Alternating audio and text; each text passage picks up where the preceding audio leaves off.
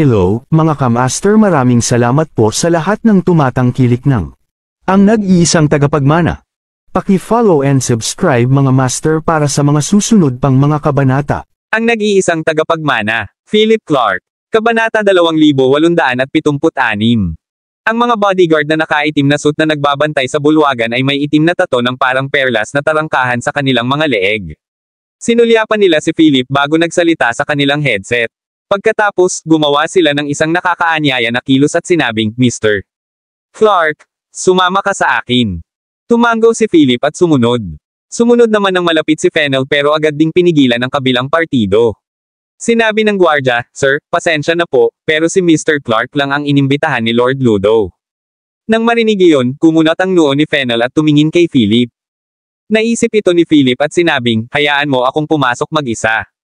Tumango si Fennel at sinabing, sige, ingat ka. Hihintayin kita sa ibaba. Sa sinabi nito, umupo si Fennel sa lobby. Sinundan ni Philip ang bodyguard sa isang eksklusibong elevator at diretsyong nakarating sa pinakamataas na palapag.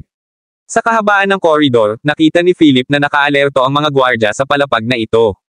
Pagkatapos ng body search, sa wakas ay tumayo si Philip sa harap ng pinakamalaki at pinakamarangyang suite. Sabi ng bodyguard, Mr. Clark, mangyaring pumasok. Malapit nang dumating si Lord Ludo. Tinaas ni Philip ang kanyang kilay, itinulak ang pinto, at pumasok sa loob. Bang! Nakasara ang pinto. Napasimangot si Philip, tumayo sa pintuan, at pinagmasdan ang suite. Ito ay napakamarangya at maluwang, kung saan matatanaw ang kalahati ng Mystic City. Ang mas nakakamangha, may open-air infinity pool sa labas ng malalaking French window. Talagang alam niya kung paano mag-enjoy, Philip chuckled. Ang palamuti sa silid ay pinapabore ng mga espada at eskultura ng knight na mukhang medyo agresibo sa kalikasan, pati na rin ang mga sandata sa labanan at iba pa. Tila mas gusto ng may-ari ng kwartong ito ang brute force. Gayunpaman, hindi sinasadyang napansin ni Philip ang itim na lacy na intimate na damit ng isang babae sa malaking malambot na kama. Napaka-sexy noon. Ano ito? Nagulat si Philip. May kasama bang babae si Lord Ludo sa kwartong ito? Tunog ng tulamsek ng tubig. Napukaw ang atensyon ni Philip sa paggalaw ng infinity pool sa labas.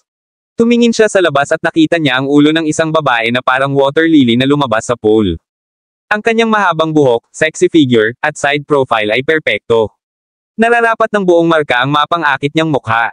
Kapantay iyon ng mukha ni Win. Tila hindi napansin ng babae ang pagpasok ni Philip habang lumalangoy ito. Ang bawat hagod ay isang obra maestra na sapat na upang mabigani ang libu-libong kalalakihan. Hindi napigilan ni Philip ang malunok. Sus! Talagang alam ni Lord Ludo kung paano mag-enjoy. Ginawa ba niya ang magandang babaeng ito? Naglakad si Philip sa balkonahe, umubo, at sumigaw, Hoy, excuse me. Nasaan si Lord Ludo? Nagulat ang babae sa swimming pool sa biglang boses ng lalaki mula sa gilid. Mabilis siyang lamusong sa tubig at bahagyang ipinakita ang mukha. Tinitigan niya ng mga dagger si Philip na may layuning pumatay. Paano ka nakapasok? Malamig na tanong ng babae, malambing ang boses. Natigilan si Philip, napakamot sa likod ng kanyang ulo, at sinabing, pinapasok ako ng bodyguard. Hinahanap ko si Lord Ludo. Napaka-cute ng babaeng nasa ibabaw ng tubig ang kalahati ng ulo, lalo na't galit na galit ang mukha nito na tila nagninangas na mainit. Ilumabas ka muna. Iniunat ng babae ang kanyang balingkinitang braso mula sa tubig at itinuro ang salamin na pinto. Awkward na tumango si Philip, tumalikod, umalis sa open-air balcony, at bumalik sa silid. Pagkaraan ng mahabang panahon ay nakarinig siya ng magaan na yabag mula sa kanyang likuran. Poof! Isang tunog sa hangin. Mabilis na nag-react si Philip, pinatagilid ang katawan, itinaas ang kanang kamay, at sinunggaban ang sipa ng babaeng nasa likod niya. Ito ay pakiramdam na makinis at malamig sa pagpindot. Ang kanyang alindog ay walang katapusan. Kabanata 2877. Galit na sinuntok muli ng babae si Philip. Hinawakan ni Philip ang suntok niya gamit ang kaliwang kamay at nakangiting sinabi, nakakainip ang labanan. Maaari akong humingi ng tawad sa iyo, ngunit hindi ko alam na may tao dito. Malamig na sinabi ng babaeng may magandang mukha na may galit na mga mata, bitiwan mo. Bumitaw si Philip, nagkibit balikat, at umatras ng 2 hakbang. Ibinaba ng babae ang kanyang paa, tumabi ng 2 hakbang, at biglang inatake ng marahas na sipa si Philip. Hindi umiwas si Philip bagkus ay tinanggap ito. Iyon ay dahil alam niyang kapag hindi siya sinaktan ng babaeng ito para ilabas ang galit, hindi siya susuko. At saka, gusto niyang hanapin si Lord Ludo. Hinaplos ang kanyang dibdib, sinabi ni Philip, tapos ka na ba? Malamig na ngumuso ang babae at naglakad papunta sa bar. Nagbuhos siya ng isang baso ng red wine, seryosong tumingin kay Philip, at nagtanong. Bakit mo hinahanap si Lord Ludo? Nakangiting sabi ni Philip, may mga tanong ako sa kanya. Sana masabi mo kung nasaan siya. Lumibot sa paligid ang mapang-akit na mga mata ng babae. Lumapit siya kay Philip na basa pa ang buhok. Lumapit siya sa dibdib ni Philip at dahan-daang pinadaos-dos ang mga daliri nito mula sa leeg papunta sa mga braso nito. Mapang-akit niyang sinabi, wala si Lord Ludo ngayon. Wala ka bang iniisip tungkol sa akin? Napatingin si Philip sa kanya. Sa totoo lang, siya ay isang tao na may ilang mga impulses. Gayunpaman, narito siya upang makipag-usap sa negosyo. Pasensya na sa abala sa iyo. I'll take my leave. Tumalikod na si Philip para umalis. Iniisip niya kung ano ang ginagawa ni Lord Ludo. Inayos ba niya ang kagandahang ito para masira ang reputasyon ni Philip? Tumigil ka. Biglang sumigaw ng malamig ang babae at sinabing, maghintay ka rito. Ipapaalam ko kay Lord Ludo. Pagkatapos noon, tumalikod ang babae at lumabas ng suite. Sa pintuan, nang makita ng mga gwardya ang babae na naglalakad palabas ng silid na nakabathrobe, ibinaba nila ang kanilang mga ulo at hindi nang ahas na tumingin sa kanya. Smack! Nagtaas ng kamay ang babae at sinampal ang isa sa mga bodyguard. She said solemnly, I told you to bring him to the room next door. Bakit mo siya dinala dito? Yumuko ang bodyguard at sinabing, I'm sorry, young miss, kasalanan ko ito. Please parusahan mo ako. Bumalik ka at manatili sa bulwagan ng parusa sa loob ng 7 araw. Malamig na sabi ng babae at naglakad papunta sa katabing kwarto. Hindi nagtagal, lumabas mula sa katabing silid ang isang gwapong binata na nakasuot ng itim na plaid suit at lumabas sa pintuan. Si Lord Ludo iyon. Umubo siya at sinabi sa boses na walang kasarian, buksan ang pinto. Itinulak ang pinto. Nang pumasok si Lord Ludo sa silid, nakita niya si Philip na nakatingin sa kanyang silid. Malamig niyang sinabi, bakit bigla ang bumisita, young Patriarch Clark? Nakangiting lumingon si Philip. Gayunpaman, medyo hindi komportable si Philip nang una niyang makita si Ludo. Ano ang nangyayari? Pakiramdam niya ay galit si Ludo sa kanya. Panginoong Ludo, narito ako upang malaman ang isang bagay mula sa iyo, sabi ni Philip. Umupo si Ludo habang nakapatong ang kanang braso sa likod ng sofa. Siya ay tumingin napakadash tulad nito. Nakangiti niyang sabi, sa tingin ko wala na tayong dapat pag-usapan. Ngumiti si Philip at sinabing, siguro kung nakita mo na ba ang simbolo na ito dati. Pagkasabi noon ay naglabas si Philip ng drawing ng Golden Gate na inihanda niya noon at ibinigay kay Lord Ludo. Kabanata 2878. Napakunot ang noo ni Ludo at napatingin sa kapirasong papel na iniabot ni Philip. Iniunat niya ang kanyang makatarungang kamay at kinuha iyon. Napakunot ang noo ni Philip sa nakita. Si Ludo ay may maisla na balat, parang babae. Walang pakialam si Ludo sa titig ni Philip dahil ang kanyang atensyon ay lubos na naakit sa pagguhit ng Golden Gate na ibinigay ni Philip. Sa isang iglap, ang kanyang ekspresyon ay naging lubhang kinakabahan at nasasabik. Tinitigan niya si Philip at nagtanong, saan mo ito nakita? Nang marinig iyon, alam ni Philip na may gagawin siya. Tinanong niya, nakikilala mo ba ito? Napagtanto ni Ludo na nawalan siya ng katinoan at mabilis na bumalik sa kanyang katinoan. Umupo siya ng tuwid sa sofa at sinabing, baka mabigla ka sa susunod kong sasabihin. Nang marinig iyon, seryosong sinabi ni Philip, ano ang ibig mong sabihin? Madilim at malalim na sinabi ni Ludo, kung sasabihin ko sa iyo na ang simbolo ng gintong tarangkahan na ito ay kumakatawan sa tunay na korte sa langit habang tayo ay maliit na bahagi lamang ng pinakamataas na organisasyong iyon, ano ang iisipin mo? His. Nang marinig ito, napakunot ang noo ni Philip at hindi makapaniwalang tumitig kay Ludo. Ito ba ang totoong Heavenly Court? Ang organisasyon na may simbolo ng mga pintuang perlas na kinabibilangan ni Ludo ay maliit na bahagi lamang ng tunay na korte ng langit. Talagang nakakatakot. Kung ganoon, kung totoo ang nakita niya sa space tunnel, kung gayon ang tunay na korte ng langit ay umiral na mula pa noong panahon ng tribo. Bukod dito, mayroon silang mataas na binuo na teknolohiya. Ito ay ang teknolohiya ng pangalawang sibilisasyon kahit na. Ito ba ay isang extraterrestrial na sibilisasyon? Hindi kaya nagmula ang Heavenly Court sa kabilang baybayin sa likod ng Stargate? Hindi pwede. Noong panahon ni Emperor Kai, pinamunuan niya ang isang hukbo ng 1,000,000 upang labanan ang daan-daang libong nilalang mula sa kabilang baybayin. Ang Dragon Sword sa kanyang banda ay mayroon ding simbolo ng Golden Gate. Sa madaling salita, ang Heavenly Court at ang mga nilalang mula sa kabilang baybayin ay hindi magkatabi. Sa sandaling iyon, tumakbo ang isip ni Philip habang ang kanyang mga iniisip ay naging napakagulo. Nang makita ang ekspresyon ni Philip, tumawa si Ludo at sinabing, mukhang may nalaman ka ng mga bagay na hindi mo dapat malaman. Bagamat hindi ko alam kung saan mo nakita ang simbolo ng Golden Gate na ito, kailangan kong ipaalala sa iyo na huwag gumawa ng anumang aksyon sa ating Heavenly Court. Kahit na tayo ay isang hiwalay na bahagi lamang ng totoong Heavenly Court, sa harap ng isang sinaunang pag-iral tulad ng sa amin, ikaw at ang pamilyang Clark sa likod mo o kahit na ang buong mundo ay ang aming mga pagsubok na bagay. Panipi. Anong sabi mo? Nagulat si Philip. Sinabi ba ni Ludo na ang buong mundo ay kanilang mga pagsubok na bagay? Bumangon si Ludo, nag-cross ang kanyang mga braso, tumingin kay Philip ng mahinahon, at sinabing, ang korte sa langit ay isang sistema sa ikalawang sibilisasyon, na naipasa sa loob ng 10,000 taon. Huwag mo akong tingnan ng ganyang gulat. Bagamat hiwalay na bahagi lamang tayo ng tunay na korte ng langit at hinding-hindi maaabot ang ganoong taas, ang kapangyarihan at lakas ng teknolohiya ng mga disipulong mayroon tayo ay tiyak na lampas sa iyong imahinasyon. Dumilim ang mukha ni Philip habang nakatingin kay Ludo. Hindi niya masabi kung gaano kay-toto ang mga sinabi ni Ludo. Ang tunay na Heavenly Court ay naipasa sa loob ng 10,000 taon. Iyon ay hindi ka panipaniwala. Kabanata 2879. Gayunpaman, naaayon ito sa nakita ni Philip sa Space Tunnel. Lord Ludo, hindi mo na ako kailangang takutin. Sa ngayon, ang gusto kong malaman ay kapaki-pakinabang na impormasyon tungkol sa totoong hukuman sa langit at sa iyo, sabi ni Philip. Tumaas ang kilay ni Ludo at sinabing, bakit ko sasabihin sa iyo? Inaasahan ni Philip na sasabihin ito ng kabilang partido at sinabing, ayaw mo bang makipag-ugnayan sa tunay na hukuman sa langit?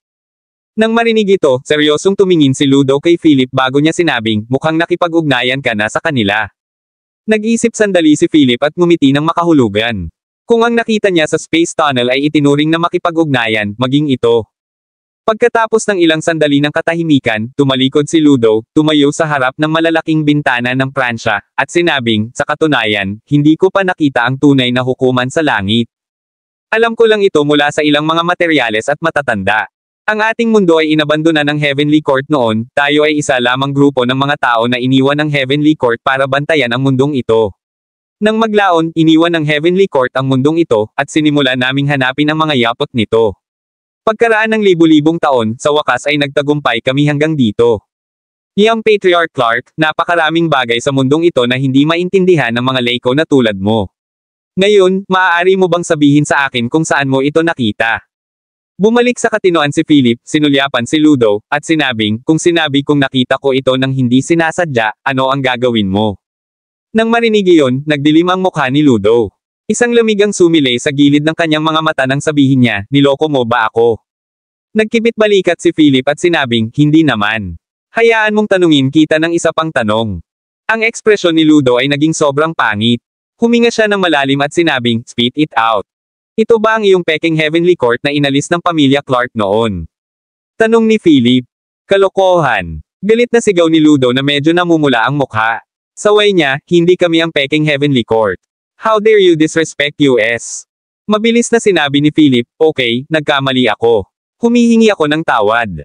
Ang taong ito ay may masamang ugali at magagalit sa bawat pagkakataon. Malamig na sabi ni Lord Ludo, tama.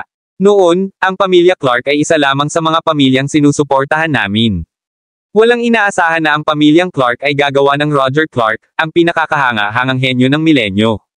Nawala siya sa ating kontrol at naging pinakamalaking kaaway natin.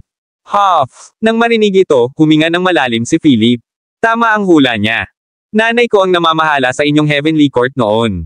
Gusto kong malaman ng ilang bagay tungkol sa aking ina, sabi ni Philip. Tama na. Nasagot ko na ang isa sa mga tanong mo. Nagalit si Ludo, at ang kanyang mukha ay mabagsik. Tila na hanggat si Philip ay naglakas loob na magtanong ng isa pang tanong, gagawin niya ang lahat. Nagkibit balikat si Philip at sinabing, okay. Magsasalita pa sana si Philip nang biglang, nakita niya ang isang maliit na drone na kumpleto sa armas na umaaligid sa Infinity Open Air Swimming Pool. Bukod dito, nakatutok ang busol ng baril kay Lord Ludo. Mag-ingat ka, sigaw ni Philip at sumugod ng walang ibang iniisip.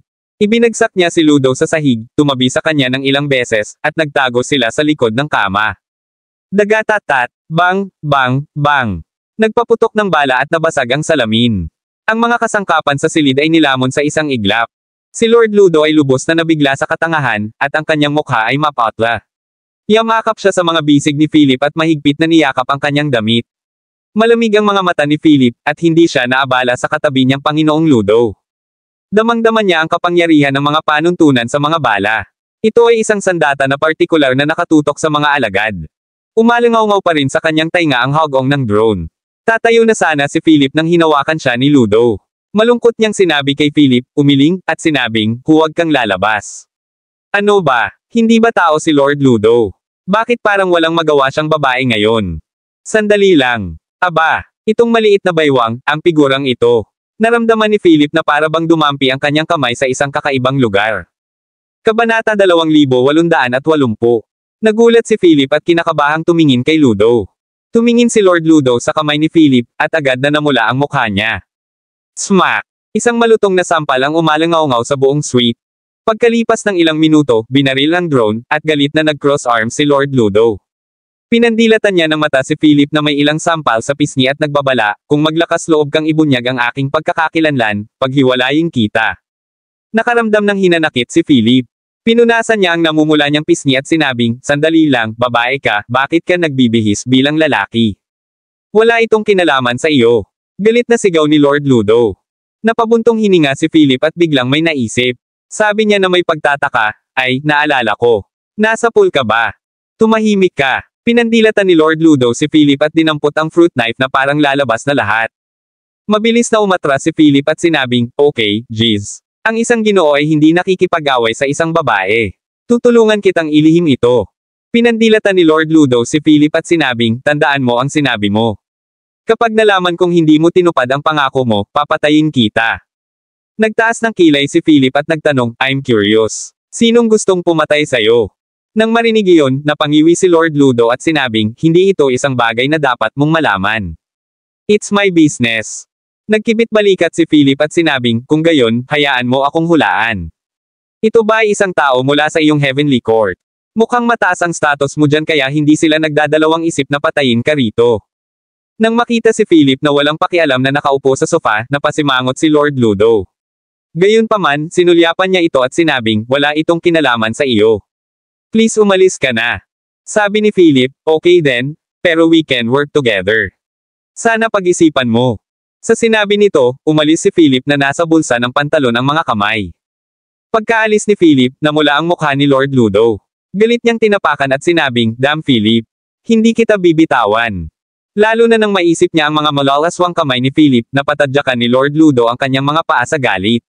Bumagsak siya sa kama at tulala sa kisame. Isang kakaibang pakiramdam ang dumaloy sa puso ni Lord Ludo. Gayunpaman, hindi nagtagal ay bumangon siya at sinabing, pumasok ka rito. Pumasok ang isang bodyguard at magalang na nagtanong, young miss, ano ang mga order mo? Huwag mong sabihin sa tatay ko ang pagtatangkang pagpatay ngayon. Kung may lumabas na balita, gugulo ang ulo mo. Malamig na sabi ni Lord Ludo. Alam na niya, o tiyak na siya, kung sino ang nasa likod nito. Oo, lumabas ng kwarto ang bodyguard. Bumalik sa tabi ni Philip. Pagkalabas niya ng kwarto, nakita niya si Fennel sa lobby. Nang makita siya ni Fennel ay medyo naging banayad ang kanyang tingin. Tinanong niya, ano ang nangyari sa iyong mukha? Hinaplos ni Philip ang pisngi niya at sinabing, wala lang. Balik na tayo. Nagkibit balikat si Fennel, at bumalik sa hotel ang dalawa. Isang grupo ng mga tao ang nagkukumpulan. Sinabi ni Philip sa lahat ang tungkol sa Starstone at Emperor Kai, pati na rin ang impormasyong nakuha niya mula kay Lord Ludo. Sinasabi mo ba na ang Heavenly Court na kinakausap natin ngayon ay branch lang ng totoong Heavenly Court? Ang tunay na Heavenly Court na ang pangalawang sibilisasyon at malamang wala sa mundong ito. Mataimtim na tanong ni Fennel. Tumango si Philip at sinabing, pwede naman. Walang dahilan si Lord Ludo para magsinungaling sa akin. Tsaka base sa mga nakita kong images, it's in line with what he said. Kabanata 2881. Seryosong sinabi ni Philip, ito ay medyo hindi inaasahan. Walang record ng gayong sistema ng sibilisasyon sa kasaysayan ng mundo. Humalaklak si Philip at sinabing, pinapayagan lamang tayo ng kasaysayan na makita kung ano ang dapat nating makita. Ang totoong kasaysayan ay maaaring matagal nang nawasak. Tumango ang lahat. Biglang may naisip si Fennel. Kinuha niya ang kanyang telepono, binuksan ang panloob na komunikasyon sa Hall of the Sun, at sinabing, kakatanggap ko lang ng balitang ito, na kumakalat lamang sa malalaking bansa. It's top secret. Tingnan mo. Sinulyapan ni Philip ang mga mensahe sa telepono ni Fennel. Ito ang unang kamay na data na nakuha ng spacecraft na inilunsad ng bansa sa Mars noong nakaraan. Ang mga data at larawang ito ay hindi ginawang pampubliko. Lahat sila ay level 58 na mga confidential na dokumento. Ano ang mga ito? Biglang natigilan si Philip. Kabilang sa impormasyong ito, maraming mga larawan ng ibabaw ng Mars ang nakakuha ng kanyang pansin. Tila mayroong isang malaking bunganga sa ibabaw ng Mars. Sa bunganga, parang may tapyas ng bato. Pinalaki ni Philip ang larawan, tiningnan ito ng mabuti, at may nakita siyang bagay na ikinagulat niya. Sa stone tablet, may mga sinaunang karakter ng Orienta. Bukod dito, mayroong isang hindi malinaw na pattern na tila isang geomancy formation. Ang mas nakakatakot, may ilang mga bato sa paligid ng stone tablet na nakaayos sa isang pormasayon. Parang may pinipigilan sila. Ang malalaking karakter sa stone tablet ay nagpahayag ng sinaunang at malupit na layunin ng pagpatay. Halimaw, nakulong dito. Napabuntong hininga ang lahat. May isang stone tablet sa Mars na may sinaunang Oriente character sa stone tablet at mas nakakatakot ang kahulugan sa likod ng mga salitang iyon. Isang halimaw ang nakulong doon. What the? Mataimtim na tiningnan ni Philip si Fennel. Umiling si Fennel at sinabing, hindi rin ako sigurado. Kakatanggap ko lang ng top secret information na ito. Ang lahat ng mga bansa ay pinananatiling tahimik ito sa ngayon at nagsasagawa ng mga kagyat na pagpupulong upang pag-usapan ito. Ang epekto sa likod ng paghahanap na ito ay napakalaki dahil walang inaasahan na makakakita ng ganoong bagay sa Mars. Sapat na ito para patunayan na may mga bakas ng pag-iral ng tao sa Mars noon. Pakiramdam ni Philip ay parang umabot na sa limitasyon ang kapasidad ng kanyang utak. Ito ay masyadong surreal. Bagaman pinahintulutan sila ng modernong teknolohiyang pag-unlad na maabot ang iba pang mga planeta, talagang nakakagulat na makahanap ng mga bakas ng pag-iral ng tao sa ibang mga planeta. Sa kasong iyon, napatunayan din ba nito na totoo ang pagkakaroon ng sinaunang korte ng langit? Nagkatinginan ang lahat na hindi makapaniwala. Ano sa tingin mo? Tanong ni Philip. Pagkatapos ng ilang sandali ng katahimikan, sinabi ni Fennel, ang bagay na ito ay walang kinalaman sa atin sa ngayon, ngunit nangangahulugan din ito na nagbabago ang mundo. Sa susunod na ilang taon, paraming spacecraft ang lilipad sa Mars para hanapin ang katotohanan.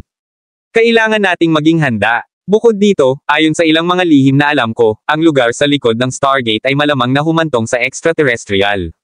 Marahil ang Mars ay nasa kabilang baybayin sa likod ng isang pinto noon, ngunit may nangyaring hindi alam. Sa puntong ito, tumahimik ang lahat at mukhang seryoso. Iwanan muna natin ito. Magpadala ng ilang tao upang makahanap ng higit pang balita. Ang aming pangunahing prioridad ngayon ay ang pag-aalaga ng mga bagay sa Mystic City, sabi ni Philip. Tumango si Fennel, at nakahinga ng maluwag ang lahat. Gayunpaman, biglang tumakbo ang isang hotel attendant, kumatok sa pinto, at sinabing, Mr. Clark, may naghahanap sa'yo sa labas. Kabanata 2882. Nagpalitan ng tingin ang lahat. Sinong maghahanap kay Philip dito? Nakarating lang siya sa Mystic City at walang kakilala. Pwede bang? Tumayo si Philip, lumabas ng silid, at pumunta sa lobby. Isang grupo ng mga tao ang nakatayo sa lobby, at pinalibutan ng 6 na bodyguard ang isang lalaking nakasuot ng eleganteng damit. Napakagwapo ng lalaki at nakatayo ang mga kamay sa likod na parabang may tinitingnan. Nang makita si Philip na pababa ng hagdan, nagmamadaling ngumiti ang lalaki at sinabing, Young Patriarch Clark, medyo matagal na. Hindi ko inaasahan na nandito ka sa hotel na ito. Tumingin si Philip sa lalaki at nakangiting sinabi, Moses Donley, bakit ka nandito? Tumawa si Moses at niyaya si Philip na maupo. Umupo ang dalawa sa mesa, at ang mga gwardya ay nakatayo sa paligid na nakatalikod sa kanila, binabantayan silang mabuti. Umorder si Moses ng tsaa at nakangiting sinabi, Young Patriarch Clark, since nandito ka, syempre, makakapunta rin ako dito. Hindi lihim na ang kayamanan ng sinaunang pantas ay lumitaw sa Mystic City. Hindi lang ako kundi halos lahat ng malalaking pamilya ang naririto, kasama ang maraming makapangyarihang organisasyon. Ang Mystic City ay nasa gulo ngayon. Maraming malalaking pamilya at puwersa ang nagsimulang magtulungan. Sa ganitong mga kalagayan, maaari ka pa ring manatili dito ng mahinahon. Hindi ka ba nag-aalala? Panipi. Pinag-cross ni Philip ang kanyang mga braso, tumingin kay Moses nang walang pakialam, at sinabing, wala akong dapat ipag-alala. Ikaw naman, kung may sasabihin ka, sabihin mo lang. Tumawa si Moses at sinabing, tulad ng inaasahan ng Young Patriarch Clark. Mukhang nahulaan mo na ang balak ko. Sinabi ni Felipe, nakasulat sa iyong mukha ang lahat ng ito.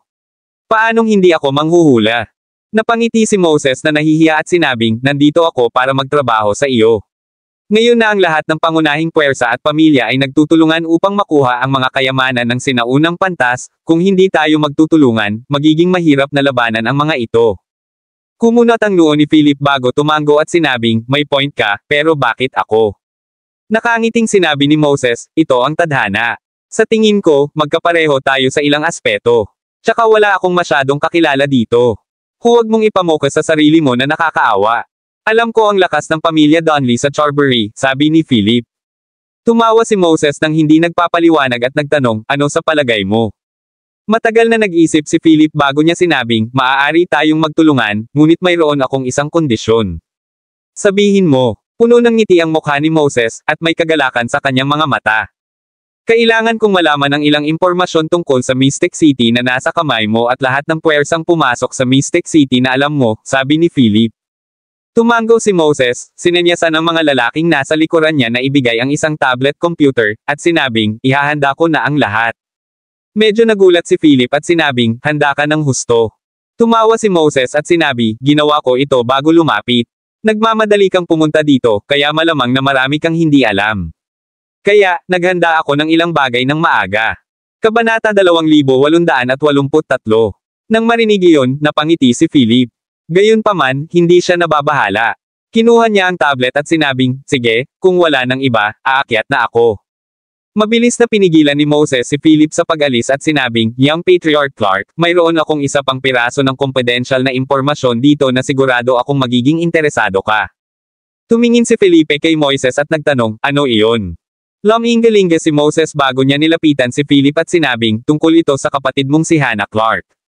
Kumunat ang noo ni Philip at sinabing, ano ang alam mo?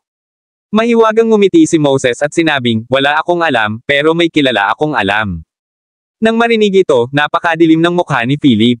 Pagkaalis ni Moses, tumayo si Philip sa lobby na umaalingaw-ngaw sa kanyang isipan ang mga huling salita ni Moses. Cleo Lovelace. Si Cleo ay nasa Mystic City din. Nanlabo ang mga mata ni Philip bago biglang sumibol ang malamig na liwanag. Pagkatapos, tumalikod na siya para umakyat nang biglang may pumasok na grupo ng mga tao na may kakaibang damit na nakatikip ang mukha mula sa pinto ng hotel. Ang lalaking nangunguna ay nakalantad ang kanyang muscled arm at nakadamit na parang bounty hunter. May hawak siyang machine gun at walang habas na nagpaputok ng isang round. Galit na sigaw niya, damn it. Sino ang boss dito? Umalis ka dito ngayon din. Sa likod niya ay may mga mabangis na magnanakaw na may mga baril. Nang makita ang eksenang ito, ang ilang mga bisita ay nagtago sa ilalim ng mesa sa takot, habang ang iba ay nananatiling nakaupo habang sila ay walang pakialam na umiinom ng tsaa at nag-uusap. Hindi nagtagal, lumabas ang amo na may dalang kahon ng pera, yumuko at sinabing, mabait mga sir, maliit lang ang negosyo ko dito. Nandito na lahat ng pera. Binuksan ng pinuno ang kahon ng pera at tiningnan ito ng may mabangis na panunuya sa buong mukha. Hinawakan niya ang kanyang baril sa baba ng amo at sinabing, matino ka, ngunit ito ay masyadong maliit. Nang marinig ito, lumuhad ang amo sa sahig at nakayukong sinabi, ito na ang lahat ng mayroon ako. Yun lang. Ibigay mo sa akin ang iyong buhay, kung gayon. Inalis ng matipunong lalaki ang kaligtasan at itinutok ang baril sa ulo ng amo. Sa sobrang takot ng amo ay napaungol siya. Nang makita ang eksenang ito, napangiwi si Philip at umiling. Tumayo siya at sinabi, hindi ka ba natatakot na mahuli sa paggawa ng ganitong pagnanakaw sa liwanag ng araw? Hoy, may isang tao na hindi natatakot sa kamatayan dito. Ang matipunong lalaki sa pangunguna ay nginisyan at pinandilatan ng mata si Philip. Pagkatapos, idiniin niya ang machine gun sa dibdib ni Philip at sumigaw, anak, parang hindi ka pamilyar. Gusto mo bang magsalita para sa kanya? Malamig na sabi ni Philip, I'll say this once. Itabi mo ang iyong baril at umalis sa lugar na ito kasama ng iyong mga tao. Hahaha. Sa isang iglap, tumawa ang matipunong lalaki at ang kanyang barkada. Narinig mo ba yon? Talagang sinabihan kami ng batang ito na magwala. Hahaha. Tumawa ang matipunong lalaki na parang baliw. Gayunpaman, ang kanyang pagtawa ay biglang tumigil. Iyon ay dahil itinulak ni Philip ang kanyang gintong Desert Eagle sa noo ng matipunong lalaki. I-click. Sa isang iglap, ang mga lalaki sa likod ng matipunong lalaki ay nagkarga ng kanilang mga baril at tinutukan sila kay Philip. Anak, ibaba mo ang baril. How dare you point your gun at our boss? Pagod ka na siguro sa buhay. Isang grupo ng mga tao ang umuungal sa pagkabalisa. Ngumisi ang matipunong lalaki na may mamantika na mukha at ipinakita ang madilaw ng ngipin. Aniya, hindi lang siya hindi pamilyar na mukha kundi may baril din siya. Interesting. Alam mo ba kung sino ako? Kung maglakas loob kang barilin ako, natatakot akong hindi ka makaalis sa hotel na ito. Ikli. Hinailan ni Philip ang kaligtasan at sinabing, oh, talaga. Bakit hindi natin subukan at tingnan kung sino ang hindi aalis sa hotel na ito? Anak, masyado kang mayabang.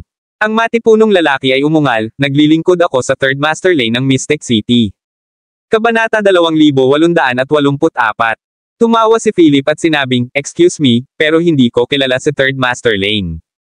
Nang marinig iyon ng matipunong lalaki ay puno ng panunuya at galit. Aniya, aba, ang yabang mo talaga, bata. Ni hindi mo nga kilala si Third Master Lane. Bibigyan kita ng pagkakataon ngayon. Ibaba mo ang iyong baril at humingi ng awa sa iyong mga tuhod, pagkatapos ay baka pag-isipan kung buhayin ka. Kung hindi, ilalagay ng mga kaibigan ko ang kanilang mga bala sa katawan mo. Nangangamba ang matipunong lalaki. Ang Third Master Lane ay isa sa 4 na pangunahing puwersa sa Mystic City sa Hilagang Kanluran. Mayroon siyang halos 1,000 kababata. Bukod dito, nilagyan sila ng firepower. Sa Mystic City, ang 4 na pangunahing puwersa ay dapat na iwasan sa lahat ng paraan dahil sila ay lubhang mabisyo ng mga tao na papatay ng hindi kumukurap. Mas mabagsik si Third Master Lane sa dugo ng 12-dosenang buhay sa kanyang mga kamay. Malamig na sinulyapan ni Philip ang lalaking nasa harapan niya at sinabing, mukhang hindi mo naiintindihan ang mga salita ko. Bibigyan din kita ng huling pagkakataon. Kunin mo ang iyong mga tao at lumabas ka. Kabastusan. Ang matipunong lalaki ay umungal, at ang kanyang mga tauhan sa likuran niya ay akmang babarilan. Gayunpaman, mas mabilis si Philip. Bang! Tinamaan ng bala ang matipunong lalaki sa kanang paa, at ang pantalon nito ay kinulayan ng pula sa isang iglap. Arg! Umalangaw-ngaw sa buong lobby ang nakakakilabot na alulong. Bumagsak sa sahig ang matipunong lalaki habang nakahawak sa binti at napapaungol. Ni Xiao ang kanyang mga tauhan na may mga baril sa likod niya ay hindi makapaniwala sa nangyari. May nangahas talagang baliwalain ang reputasyon ni Third Master Lane at atakihin ang kanyang nasasakupan. Anak, patay ka. How dare you shoot me? Hindi kita bibitawan. Umungol ang matipunong lalaki, nababalot ng malamig na pawis ang kanyang noo. Galit na galit din ang mga tauhan niya, brat, ibaba mo ang baril mo. Kung hindi, papatayin ka namin kaagad. Damn it, ang lakas ng loob mong barilin ang amo namin. Naghahanap ka ng kamatayan. Masyado siyang masungit, patayin na lang natin siya. Nahaharap sa isang grupo ng nabalisa na mga gangster na may hawak ng baril, na natiling hindi nababagabag si Philip at naapakan ang kanang binti ng matipunong lalaking nataman. Agad na bumulwak ang dugo, at mahigpit na hinawakan ng lalaki ang binti ni Philip habang sumisigaw ng kaawa-awa, hayaan mo na, patay ka, siguradong hindi ka makakalabas sa hotel na ito. Pati ang amo ng hotel ay natakot nang makita ang eksenang ito. Mr. Clark, please tumigil ka na. Tao sila ni Third Master Lane. Hindi natin sila kayang guluhin. Kung gagawin mo ito, madadami din ang hotel ko, naaawa ang pakiusap ng amo. Bahagyang ngumiti si Philip at nagtanong, sikat na sikat ba si Third Master Lane dito? Sumagot ang amo, isa siya sa 4 Earth Dragons. Napakalakas nila at pumapatay ng hindi kumukurap. Walang nangahas na guluhin sila. Nang marinig iyon, tumanggaw si Philip at nakangiting sinabi, tingnan natin kung sino ang mga Earth Dragon na ito. Nataranta ang amo at halos lumuhad para magmakaawa kay Philip nang marinig iyon. Gayunpaman, itinaas ni Philip ang kanyang kilay, pinandilatan ang mga taong may baril sa kabilang panig, at malamig na sinabi, sabihin mo sa iyong Third Master Lane na pumunta rito at makita ako. Kung hindi, magiging bangkay na siya agad. Kabanata 2885. Pagkatapos sabihin iyon, ikinawit ni Philip ang isang upuan gamit ang kanyang paa, umupo ng mahinahon, at pinananatiling nakatutok ang kanyang baril sa ulo ng matipunong lalaki. Ang lalaki ay nakahiga na ngayon sa isang pool ng dugo, ang kanyang mukha ay mapatla. Napasigaw siya, damn it. Bakit nakatayo ka pa dyan?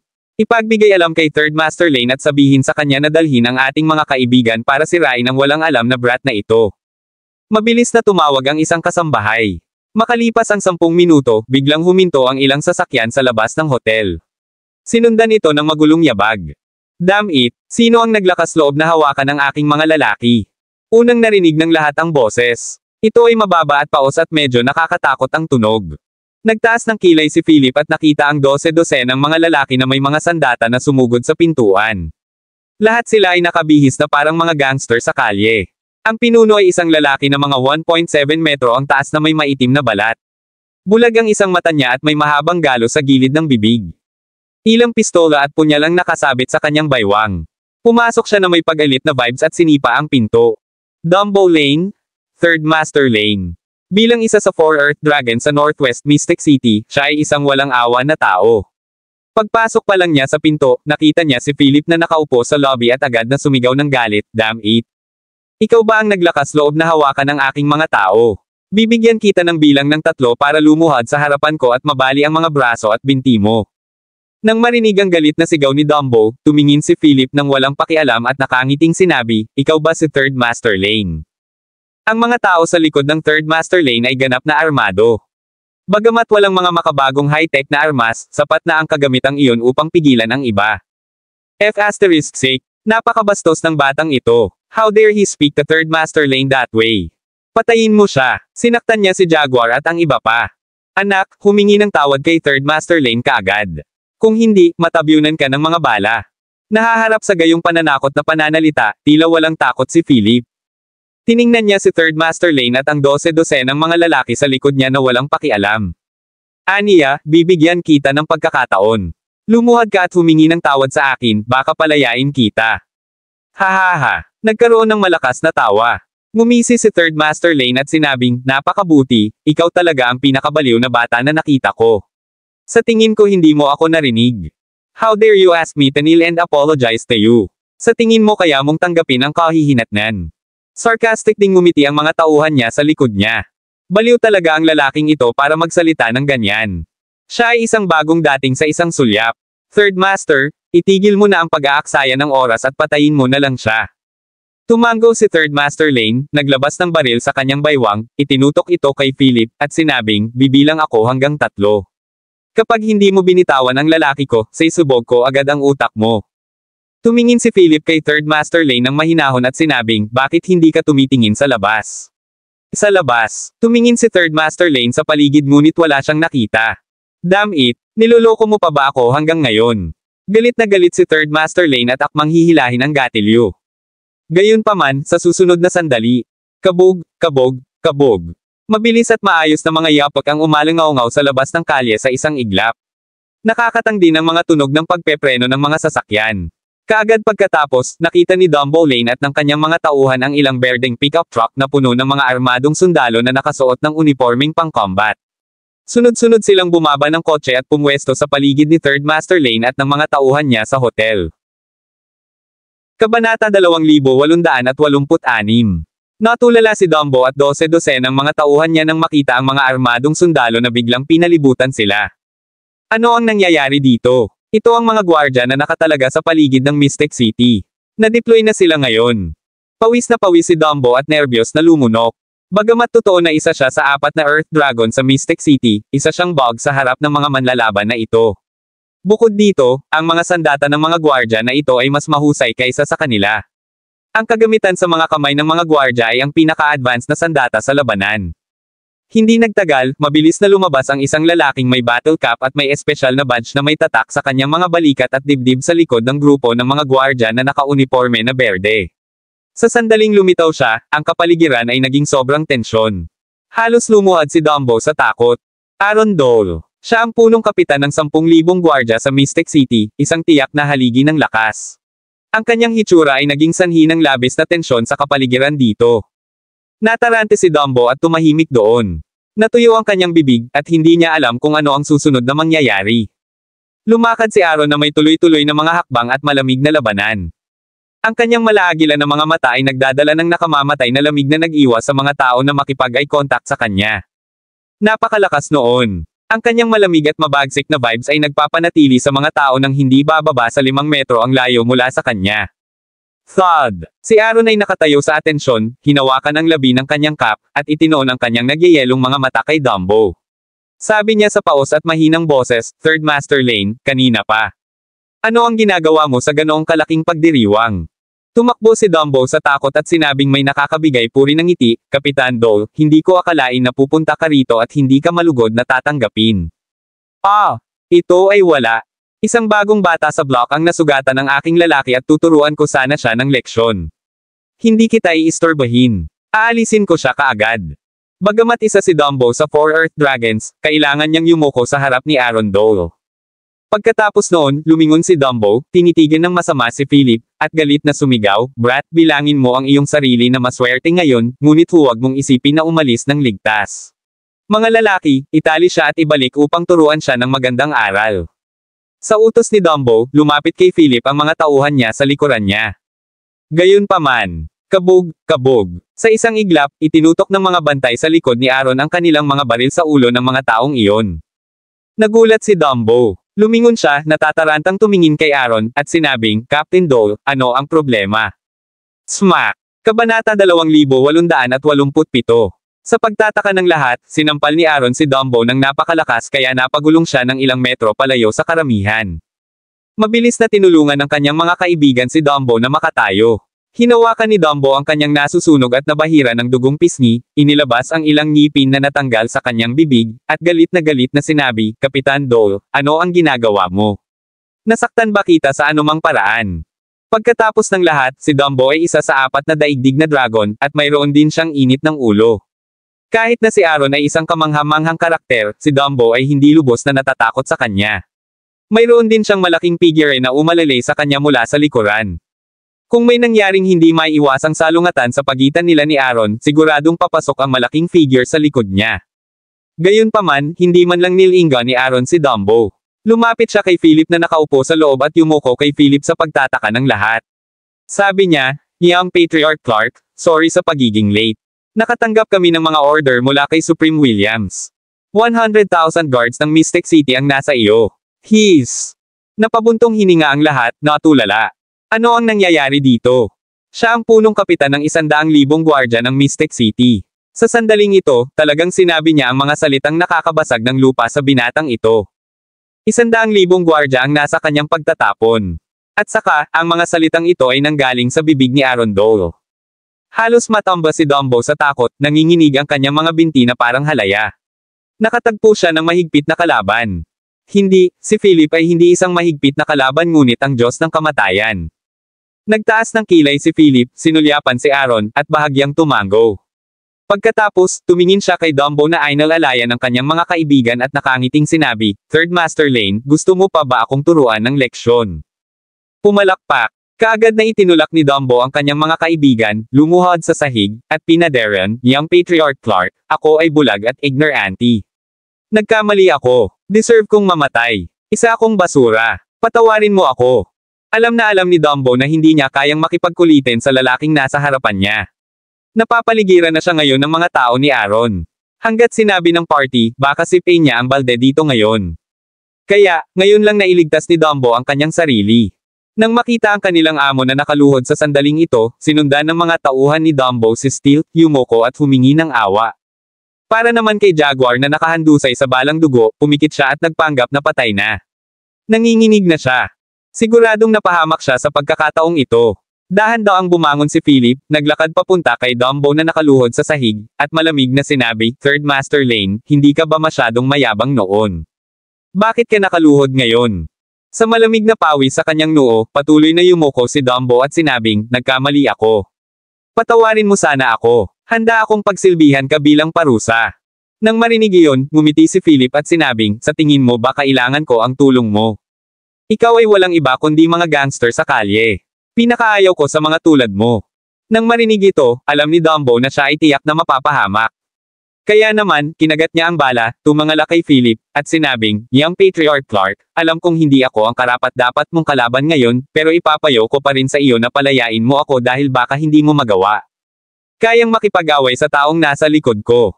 Nawala ang pagmamakaawa ni Dumbo, at ang kanyang mga salita ay napuno ng mga pagbabanta ngayon. Kumunat ang noo ni Philip. Hindi niya inaasahan na hindi nagsisisi si Dumbo sa mga oras na ito. Lumapit si Aaron sa puntong ito at bumulong, "Young Patriarch Clark, natatakot ako na hindi mo talaga kayang patayin si Dumbo Lane ng ganito." Ang taong nasa likod niya ay may kaunting kapangyarihan. Nang marinig ito, kumunat ang noo ni Philip at nagtanong, "Kahit natatakot ka sa taong nasa likod niya?" Sinabi ni Aaron ng walang anumang pagtanggi, "Hindi ako natatakot, ngunit ito ay medyo nakakalito. Kung tutuusin, head captain lang ako ng mga city guard, habang ang mga braso ng ilang tao ay kayang abutin ang langit. Isang salita mula sa kanila at maaari akong mawalan ng trabaho." Naintindihan naman agad ni Philip ang ibig sabihin ni Aaron. Isang lamig ang sumilay sa gilid ng kanyang mga mata habang nakatingin kay Dumbo at nagtanong. Sino ang taong nasa likod mo? Kabanata 2888. Sa pagsasalita tungkol dito, nanunuya si Dumbo habang tumatayo at sinabing, haha, natatakot akong mamatay ka kapag sinabi ko sa iyo ang kanyang pangalan. Gayunpaman, sa sandaling tumayo si Dumbo, sinipa siya muli ni Philip. Bang! Agad na sinipa si Dumbo sa kanyang tuhod at muling napaluhod sa sahig. Napaungol siya at sumigaw, how dare you? Muli siyang sinampal ni Philip at same time na sinabi, pinayagan ba kitang tumayo? Ang galit na salita ni Dumbo ay bumara sa kanyang lalamunan. Sinulyapan niya ang mga tao sa paligid niya at si Aaron na nakatayo sa tabi ni Philip. Nilunok niya ang kanyang galit habang nakaluhod sa sahig at nakangusong sinabi, Young Patriarch Clark, bagamat hindi ko alam ang iyong background, nakikita ang paggalang na ipinakita sa iyo ni Kapitan Dole, tiyak na isa kang pambihirang pigire. Kung ganoon, kailangan kong ipaalala sa iyo na ang taong nasa likod ko ay hindi rin pushover. Siya ang may titulong Third Dragon King ng Northwest Mystic City. Pangatlong Dragon King. Kumunat ang noo ni Philip. Ang mga puwersa sa Mystic City ay talagang tila medyo komplikado.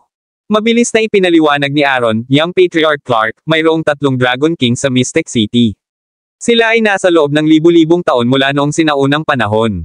Ang Dragon Kings ang lokal na pangalan para sa 3 kilalang tao. Ang 3 Dragon Kings ay pawang mga sikat na karakter sa Mystic City. Ang unang Dragon King ang namamahala sa pinakamalaking lugar sa Mystic City. Ang kanyang lakas at kakayahan ay walang kapantay. Ang mga taong nasa ilalim ng kanyang utos at ang mga koneksyon na mayroon siya ay lampas sa aming imahinasyon. Ang ikalawang Dragon King ay maaaring hindi kasing husay ng una at pangatlo, ngunit siya ay kinikilala bilang isang mabuting Samaritano sa Mystic City. Naglatag siya ng maraming pundasyon para sa pag-unlad dito at sikat sa mga mamamayan. Medyo nakakalito ang Third Dragon King. Siya ay isang walang awa na tao na may maisla na pag-iisip at siya rin ang pinuno ng mga puwersang nasa ilalim ng lupa sa Mystic City. Bukod dito, napaka-espesyal ng kanyang pagkakakilanlan. Napag-usapan na may kaugnayan siya sa Imperial Palace. Kumunat ang noo ni Philip. Matapos makinig sa paliwanag ni Aaron, malamig niyang tinitigan si Dumbo. Sa sandaling ito, si Dumbo ay sobrang saplada. Itinaas niya ang kanyang baba at sinabing, Young Patriarch Clark, ipinapayo ko sa iyo na bitawan mo ako. Kung hindi, ang lugar na ito ay ililibing sa ilalim ng galit ng Dragon King. Siyempre, nagmalabis si Dumbo, ngunit sapat na iyon para ipakita ang kakayahan ng ikatlong Dragon King. Nang marinig ito, napangiti si Philip at sinabing, interesado akong makilala ang lalaking ito ngayon. Tumawa si Dumbo at sinabing, ano sa tingin mo ay karapat-dapat ka? Humalaklak si Philip at sinabi kay Aaron, i-lock mo muna sila. Sinabi ni Aaron, oo, Ginoo. Kabanata 2889.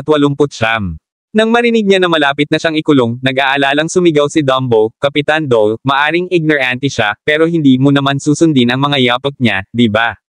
Kapag nalaman ng Dragon King well na ikinulong mo ako, malalagay sa panganib ang trabaho mo. Napangiwi si Aaron sa narinig. Sinipa niya si Dumbo sa dibdib at natamba si Dumbo sa likod. Pagkatapos ay sinabi ni Aaron, Dumbo Lane, huwag kang maangas sa akin. Kung hindi dahil sa Dragon King well, matagal na kitang ibinaba. Mga bantay, ibalik ninyo sila. Gayon din, sabihin sa mga nauugnay na departamento na sakupin ang lahat ng negosyo at lakas tao ng Dumbo Lane. Oo, sir. Sa isang dagandong, pinigil ng mga gwardya si Dumbo at 12 ng mga tauhan nito. Nagpumigla si Dumbo at sumigaw, Aaron Dole, tapos ka na. Kung malalaman ng Dragon King well, tingnan natin kung paano mo ito ipapaliwanag. Sa pagtingin sa 12 ng mga taong dinala, nilingon ni Aaron si Philip na may pag-aalala sa mukha at nagtanong, Young Patriarch Clark, ano ang susunod nating gagawin? Ang Dragon King well ay hindi madaling pakitunguhan. Ang sino mang manggulo sa kanya ay tiyak na magdurusa sa kanyang paghihiganti. Ipinasok ni Philip ang kanyang mga kamay sa bulsa ng kanyang pantalon at nag-isip tungkol dito. Pagdating pa lang niya sa Mystic City, napakaraming nangyari. Ito ay kamangha-manghang. Gawin natin ito. Sabihin sa iyong mga tauhan na bantayan ang Dragon King well. Ipaalam sa akin kung mayroong anumang bagay, sabi ni Philip. Gusto niyang talakayin ito kay Fennel at sa iba pa. Pagkatapos ng lahat, binalak nilang kumilos ng may pag-iingat, ngunit tila imposible na ngayon. Ang masalimuot na puwersang ito ay talagang mahirap hawakan. Sabi ni Aaron, okay, mag-iiwan ako ng team dito para protektahan ka. Tumango si Philip, tumalikod, at umakyat sa itaas. Nag-walkout si Fennel sa sandaling ito at nagtanong, ano ang nangyayari? Bakit nandito ang mga bantay ng lungsod? Napangiti si Philip at sinabing, wala lang. Isinaayos ng guro na ang mga taong ito ay nasa akin. Tumango si Fennel at nagtanong, may narinig ba ako tungkol sa Dragon King Well ngayon lang? Tumango si Philip at sinabi kay Fennel at sa iba pa ang nangyari. Naging tame time ang lahat pagkatapos makinig. Young Patriarch, bitawan mo ako. Dadalhin ko sa iyo ang ulo ng Dragon King Well. 17 bumangon at handa nang lumabas. Mabilis siyang pinigilan ni Philip at sinabing, huwag kang padalos-dalos. Masyadong kaunti ang nalalaman natin tungkol sa Mystic City ngayon, kasama na ang mga tao at iba pang bagay. Kung magdulot tayo ng anumang hindi kinakailangang gulo, hindi ito magiging kapaki-pakinabang sa layunin ng ating paglalakbay. Kung gayon, ano ang dapat nating gawin? Pinag-isipan ito ni Philip at sinabing, maghihintay kami at tingnan. Ang linya ng paningin ay lumipat sa isang medyo marangyang villa sa Mystic City. Ang villa ay mukhang isang sinaunang palasyo, kahanga-hanga at maluho. Ang mga gintong ledrilyo at tile ay sapat na upang sumagisag sa pagkakakilanlan at katayuan ng may-ari ng villa na ito. Bukod dito, maraming mga estatwa ng mga Diyos sa looban. Sa sandaling ito, isang pangkat ng mga gwardya na nakasuot ng dilaw na kayumangging uniforme ng labanan ang pumasok sa bakuran. Pumasok ang pinuno sa ginintoang bulwagan na puno ng mga estatwa, lumuhod ang isang tuhod sa payat na lalaking nasa katanghaliang gulang na nagsusunog ng insenso, at sinabing, Dragon King, nakatanggap lang kami ng balita na si Dumbo Lane ay inaresto ng mga tao ni Aaron Dole. Bukod dito, ang lahat ng mga ari-arian at puwersa sa ilalim ng kanyang pangalan ay nasamsam. Ang nasa katanghaliang gulang na lalaki na nakaitim na suit na may gintong rimmed na salamin at isang maliit na bigot ay mukhang matalino. Yumuko siya sa ginintoang rebulto, tumalikod, kumuha ng puting tuwalya sa babaeng gwardya, at pinunasan ang kanyang mga kamay. Itinulak niya ang frame ng kanyang salamin at nagtanong sa pinong boses, nalaman mo na ba kung bakit? Ang sabi ng gwardya na may isang tuhod sa sahig, nakipag-away si Dumbo Lane sa isang estranghero. Lumapit si Aaron Dole at kinuha si Dumbo. Ayon sa aming mga tauhan, medyo magalang si Aaron sa estranghero. Tanong ng nasa katanghaliang gulang na may bahagyang ngiti sa gilid ng kanyang bibig, ano ang kanyang pangalan? Philip Clark, sagot ng gwardya. Nang marinig iyon, ang nasa katanghaliang gulang na lalaki ay naglakad patungo sa pintuan ng pangunahing bulwagan habang nasa likod ang kanyang mga kamay, tumingala sa asul na kalangitan, at sinabing, mabuti. Buti na lang andito siya para hindi ko na siya hanapin. Kabanata 2890. Makalipas ang 2 araw, papaalis na si Philip at ang iba pa sa hotel at maglilibot sa Mystic City. Sa pintuan, nabangga nila si Lord Ludo na pumasok. Medyo nahiya pa si Philip nang makita niya si Lord Ludo. Hindi niya maiwasang isipin ang pangyayari nang hindi niya sinasadyang mahawakan ang isang bagay na hindi niya dapat nahawakan sa sweet 2 araw na ang nakakaraan. Hanggang ngayon, masakit pa rin ang pisngi niya. Nakabalat kayo pa rin si Lord Ludo bilang isang lalaki. Malamig niyang tinitigan si Philip at nagtanong, saan ka pupunta, Young Patriarch Clark? Tumawa si Philip at sinabing, lalabas ako para mamasyal. Nang marinig iyon, kumunat ang noo ni Lord Ludo at sinabing, kung ayaw mo, sasama ako sa iyo. Medyo pamilyar ako sa lugar na ito at maaari kang maging tour guide. Agad namang umiling si Philip at sinabing, hindi na kailangan. Sigurado akong sobrang abala ka. Maglilibot lang tayo ng random. Nang marinig ito, tinitigan ni Ludo si Philip na may layuning pumatay at sinabing, hindi mo talaga ako kailangan. Napahiya si Philip. Kumunat ang noo niya at natatawang sabi, kung ganoon, sabay na tayo. Ano ba naman? Ang mga babae ay talagang hindi madaling nilalang naguluhin. Napaiyak na lang si Philip. Kaya, ang grupo ng mga tao ay umalis sa hotel. Ang grupo ay binubuo ni na Philip, Fennel, Ludo, 17, at ilang bodyguard ng Ludo. Ang mga tao at mga kaugalian ng Mystic City ay medyo tahimik. Karamihan sa kanila ay nagmula sa mga bundok, kaya sila ay matapang at walang pigil. Bukod dito, maraming kalalakihan at kababaihan ang nagsagawa ng sining sa mga lansangan upang maghanap buhay. Mayroong ilang mga tindahan sa magkabilang gilid ng mga kalye na karamihan ay nagbebenta ng mga pang-araw-araw na pangangailangan na may kaunting mga luxury at high-end na tatak. Pagkatapos ng lahat, ang ekonomiya dito ay maaari lamang ituring na average. Gayunpaman, sinabi ni Ludo, nasa labas ka lang ng Mystic City. Ang sentro ng lungsod ay medyo maunlad. Maaari kang magkaroon ng kahit anong gusto mo. Ang mga lungsod sa baybayin ay maaaring walang mga bagay na iyon. Nang sabihin niya ito, sinadya ni Ludo na pinandilatan si Philip habang sinusumpa siya sa loob dahil sa pagiging isang malaking pervert. Naglakad-lakad muna sila saglit bago sila pumili ng restaurant na mauupuan para magpahinga. Hindi nagtagal pagkatapos nilang umupo, narinig nila ang mga usapan ng iba pang mga bisita. Hoy, Narinig mo ba? Naghukay sila ng ilang magagandang bagay sa Mystic Mine Tree, maraming jade stone at ilang nakakatawang maliliit na bagay. Narinig ko lang na ang mga bagay na hinukay sa oras na ito ay malamang na libu-libong taon na ang edad. Ang jade lang ay medyo mahalaga. It's Mystic Mine 7 na walang nagawang maganda nitong mga nakaraang taon. Narinig ko na may nahukay doon na may bahid ng dugo 3 taon na ang nakakaraan. Mula noon, ang hukay ay tinatakan at ito ay kamakailan lamang nabuksan. Nakikinig sa mga usapan sa kanilang paligid, napakunot ang noo ni Philip. Mga minahan, ano ang ibig sabihin noon? Lord Ludo, ano ang ibig sabihin ng Mystic Mines 3 and 7? Mineral ba ang mga minahan na iyon? Tanong ni Philip. Kabanata 2871. Binuksan ni Lord Ludo ang kanyang natitiklap na pamaypay, pinaypayan ang kanyang sarili, at nagmura sa ilalim ng kanyang hininga, napakamangmang. Sa gilid, tumingin si Fennel kay Philip at bumulong, na-offend mo ba siya? Bakit lagi siyang sarcastic sa'yo? Hinaplos ni Philip ang kanyang baba, tumawa ng mahina, at sinabing, hindi rin ako sigurado. Baka masyado akong gwapo. Paf! Iniluwa ni Lord Ludo ang tsaa na iniinom niya at tinitigan si Philip ng mga punyal. Tapos, sabi niya, may siyam na minahan sa Mystic City. Dahil sa ilang pangyayari na hindi maipaliwanag ng modernong lipunan, tinawag sila ng mga lokal na Mystic Mines. Maraming jade at sinaunang armas ang nahukay sa Mystic Mine 3 nitong mga nakaraang araw, kaya nasa limelight ito at nakaakit ng maraming manloloob. Nang marinig ito, paulit-ulit na tumango si Philip at ang iba pa. Ayon kay Lord Ludo, ito ay hindi hihigit sa isang minahan na nakahukay ng jade at mga sinaunang armas. Paano ang Mystic Mine 7? Tanong ni Philip. Mariin siyang tinitigan ni Lord Ludo at sinabing, isang bloodstone ang hinukay sa Mystic Mine 7 3 taon na ang nakararaan. Ang buong jade ay parang napuno ng dugo. Ito ay pula mula sa loob palabas. Nabalitaan na ang mga taong nakakita ng bloodstone na ito ay sunod-sunod na naaksidente. Maaaring nagpakamatay sila, namamatay sa sakit, o nabaliw. Pagkatapos noon, sarado na ang Mystic Mine 7. Kamakailan lang ito binuksan. Pagkaraan ng ilang sandali, nag-aalalang nagtanong si Philip, iyon ba? Nagkibit balikat si Lord Ludo at sinabing, tara na. Kumunat ang noo ni Philip at sinabing, nasaan na ang bloodstone na ito? Panipi. Sinabi ni Lord Ludo, paano ko malalaman? Natigilan si Philip bago siya nagkamot ng baba sa kahihiyan. Tara na. Tumayo si Lord Ludo. Tinanong ni Philip, saan tayo pupunta? Sinabi ni Lord Ludo, sa Mystic Mine 3. Pagkasabi noon ay umalis na si Lord Ludo nang hindi na hinintay na sumang-ayon si Philip at ang iba pa. Nagpalitan ng tingin si Philip kay Fennel.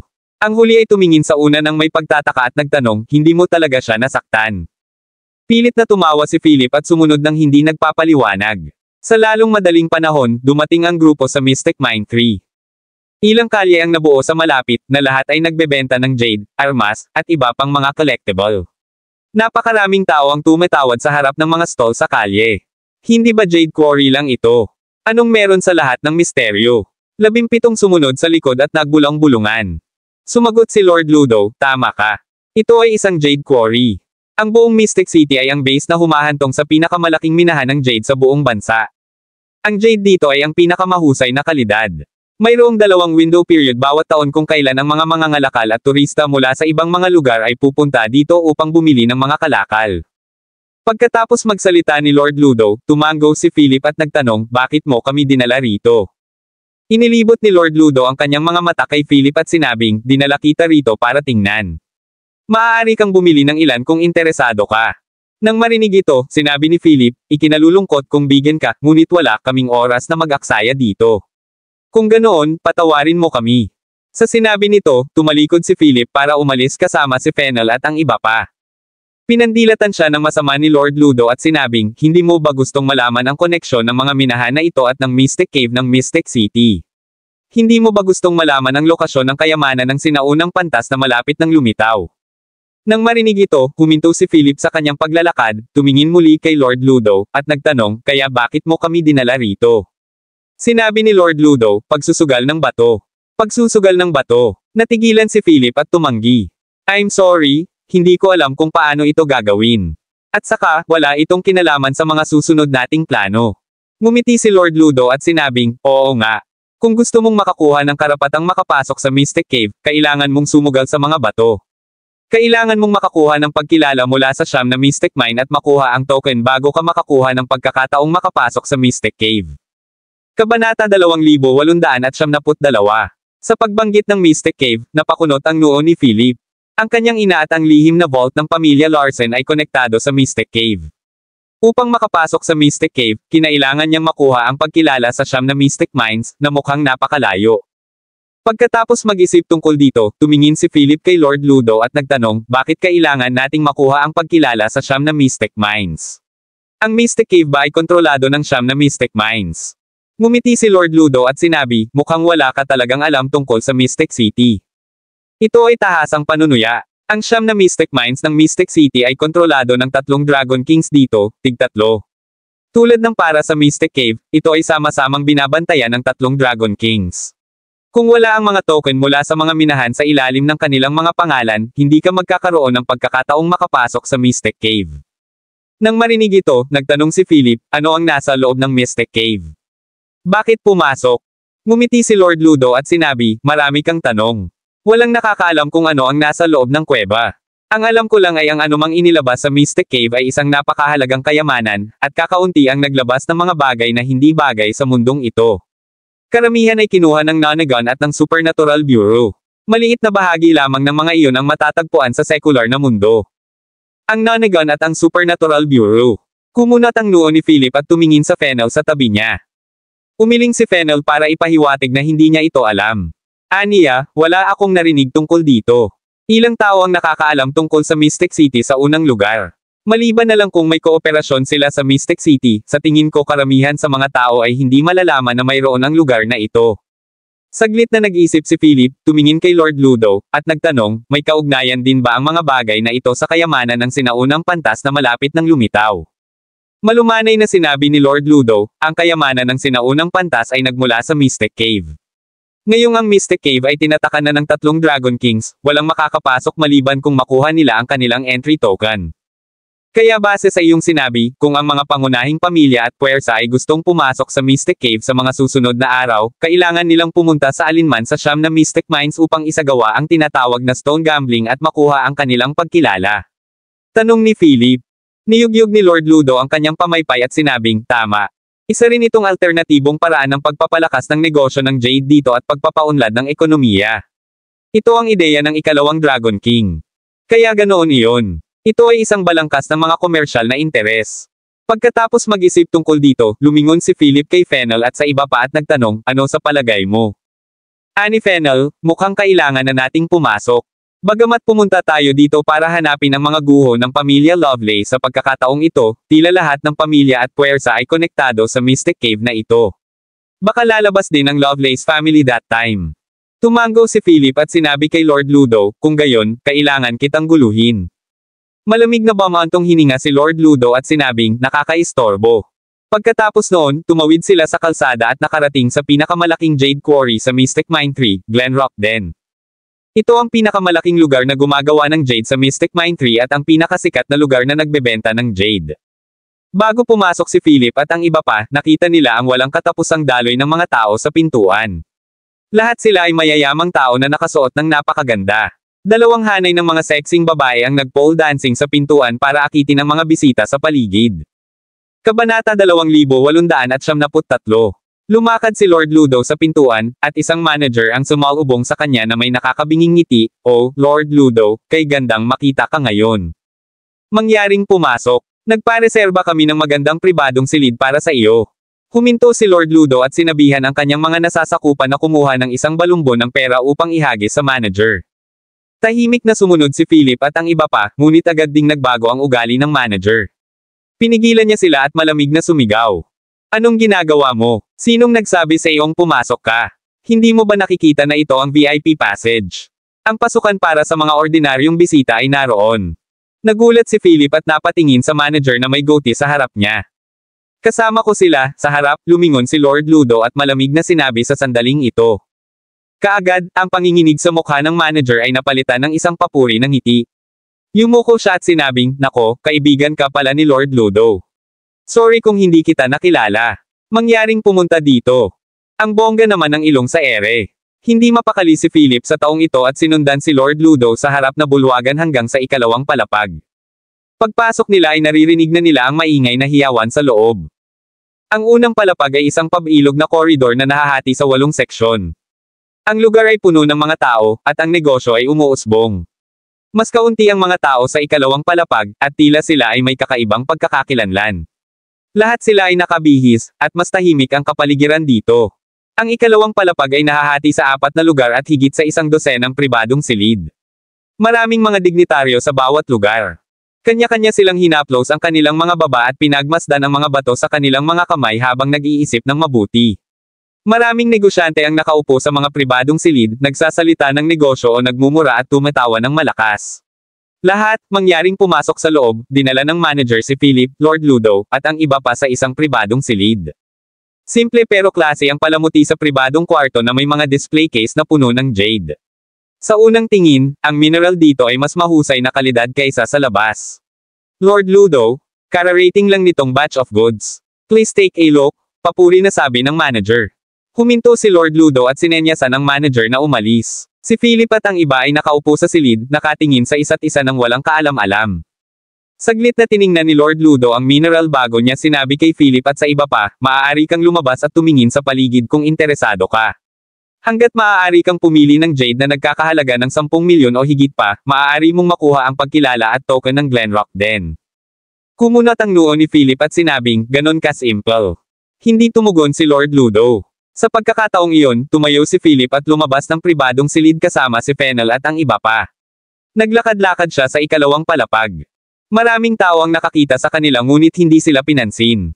Ang mga tao dito ay may mga espesyal na pagkakakilanlan, kaya walang sino man ang sadyang magtatanong tungkol sa pagkakakilanlan at katayuan ng ibang tao. Pagkaraan ng ilang sandali, tumingin si Philip sa ilang piraso ngunit walang pinipili. Pagkatapos, dumating siya sa unang palapag. Mas mabuting malaman ang ilang balita sa isang mataong lugar. Ibang-iba ang atmosphere sa unang palapag sa ikalawang palapag. Ito ay maingay at maingay. Si Philip ay random na lumakad papunta sa isang booth kung saan ang may-ari ay masigasig na nagpapakilala ng kanyang mga bato sa iba. Sir, ang mga bato na mayroon ako dito ay nagmula sa pinakaloob na bahagi ng Mystic Mine 3. Siguradong mataas ang kalidad nila. Tingnan mo itong piraso na may berdeng kulay. Siguradong makikita mo si Emerald sa loob. At ang isang ito ay may kulay lila. Tiyak na magbubunga ito ng purple jadeite. Pinakinggan ni Philip ang paliwanag ng may-ari habang lumilingon siya sa paligid bago dumapo ang kanyang mga mata sa isang itim na bato sa sulok. Itong bato, naramdaman ni Philip na parang pamilyar ang batong ito. At saka, sa sandaling iyon, ang Starstone sa kanyang bulsa ay biglang nag-react. Kabanata 2874. Hindi inaasahan ni Philip na biglang magre-react ang Starstone. Pinulot niya ang maliit na batong itim na walang pagbabago sa kanyang ekspresyon at tiningnan ito. Wala siyang nakitang espesyal dito. Isa lang itong ordinaryong bato. Sa oras na ito, binilang ng street vendor, na nasa edad 20, ang pera sa kanyang mga kamay mula sa transaksyon na ginawa niya at sinabing, nagustuhan mo na ba ang batong ito? Ito ay medyo ordinaryo. Sa iyo na ito sa halagang 5,000. 5,000. Para sa isang maliit na bato na tulad nito. Napakamahal ba ng batong ito? Nagkunwaring nagtatakang tanong ni Philip. Tumingin ang street vendor kay Philip at sinabing, buddy, you look unfamiliar. Bago ka ba dito? Hindi naman itinanggi ni Philip. Agad namang ngumiti ang kabilang partido at sinabing, ang bagay na ito ay mula sa Mystic Mine 3. Sa katunayan, lahat ng bagay dito ay, kaya ang mga presyo ay tiyak na hindi mura. Bukod dito, para sabihin sa iyo ang totoo, ang batong ito ay narito sa loob ng 3 buwan ngunit walang may gusto nito. Dahil ikaw ang unang taong nahilig dito, handa akong malugi at hahayaan kang magkaroon nito sa halagang 3,000. Nakita ni Philip ang nakangiting mukha ng nagtitinda sa kalye sa isang sulyap. Pagkatapos ay sinabi niya, 1,500. Hindi pwede. Malaking kawalan iyon para sa akin. Agad na binawi ng vendor ang bato sa kamay ni Philip. Walang pakialam si Philip. Tumayo siya at nagkunwaring aalis. Nang makita iyon, ang nagtitinda ay nabalisa at sinabing, bueno, dahil ito ang iyong unang pagkakataon, hayaan mo akong bigyan ka ng pabor. 2,000. Iyon ang pinakamababang presyo na maibibigay ko. Hindi nagdalawang isip si Philip at sumang-ayon sa 2,000. Tumalikod siya, nagbayad ng pera, kinuha ang bato, at umalis. Pagkaalis ni Philip, ngumiti ang may-ari ng katabing stall sa nagtitinda at sinabing, not bad, buddy. Nagbenta ka talaga ng walang kwentang bato sa halagang 2,000. Tiyak na alam mo kung paano magpatakbo ng isang negosyo. Pinunasan ng nagtitinda sa kalye ang kanyang ilong at nakangiting sinabi, madaling lokohin ang mga mayayamang tanga tulad nito. Pagkaalis ni Philip sa booth, natural niyang narinig ang usapan ng dalawa. Isang malabong ngiti ang lumitaw sa gilid ng kanyang bibig. 2,000 para sa walang kwentang bato. Hindi yun tiyak. Pagkatapos noon, hindi na nagpatuloy si Philip sa paglibot bagkos ay nakahanap na siya ng lugar para makapagpahinga. Inilabas niya ang bato na may irregular contours. Sinulyapan niya itong mabuti, nagtataka kung bakit nagre-react dito ang Starstone na nasa bulsa niya. Pagkatapos ay inilabas niya ang Starstone, na medyo mainit sa pagpindot at kumikinang din sa isang napakahinang gintong kinang sa sandaling ito. Ang pattern sa ibabaw ay naging mas malinaw din. Habang pinagmamasdan ni Philip ang Starstone at ang itim na bato, isang boses ang biglang umalangaw-ngaw mula sa kanyang likuran, not bad. Nakahanap ka talaga ng Blackstone. Nang marinig iyon, mabilis na itinago ni Philip ang Starstone bago siya lumingon sa nagsalita sa likuran niya. Isa itong lalaking nasa katanghaliang gulang na may scholar na hitsura, gwapong mukha, at matingkad na mga mata. Nakasuot siya ng blue suit at may hawak na libro sa kanyang kamay. 2 bodyguard na naka-black suit ang nakatayo sa likuran niya. Ang nasa katanghaliang gulang na lalaking ito ay mukhang napaka-elegante at pino sa unang tingin. Ngumiti si Philip at sinabi, Sir, kilala mo ba ang batong ito? Isinara ng nasa katanghaliang gulang na lalaki ang libro, ngumiti ng mahina, at sinabing, huwag mo akong tawaging sir. Ang pangalan ko ay Klaus Motley. Ngumiti din si Philip at sinabing, ako, si Philip Clark. Kabanata 2875. Pagkatapos noon, inabot ni Klaus, kinuha ang Blackstone mula kay Philip, inilagay ito sa ilaw sa labas, at sinabing, well, it's a Blackstone okay. Kahit na hindi masyadong dalisay, ang kalidad ay medyo maganda. Magkano ang binili mo? Ibinalik ni Klaus ang Blackstone kay Philip pagkatapos sabihin iyon. Ngumiti si Philip at sinabing, 2,000. Tumango si Klaus at sinabing, kumita ka na. Dapat mong ibenta ang Blackstone na ito para sa $100,000 sa black market. Nang marinig ito, bumilis ang tibok ng puso ni Philip. Ang presyo ng maliit na batong ito ay tumalon mula 2,000 hanggang $100,000 sa loob ng ilang minuto. Bagamat hindi kapos sa pera si Philip, nabalisa pa rin siya. Mr. Motley, ngayon mo lang nabanggit na Blackstone ito. Mayroon bang espesyal tungkol dito? Bakit napakahalaga nito? Tanong ni Philip. Sumulyap si Klaus kay Philip at nakangiting nagtanong, first time mo ba dito? Tumango si Philip at ngumiti sabay kibot ng balikat. Natawa din si Klaus at hindi nagmamadaling nagpaliwanag, karamihan sa mga ordinaryong tao ay hindi makapaghihiwalay ng Blackstone, at maraming mga stone digger ang ituturing silang mga walang kwentang bato. Bukod dito, hindi magagamit ng mga ordinaryong tao ang Blackstone na ito.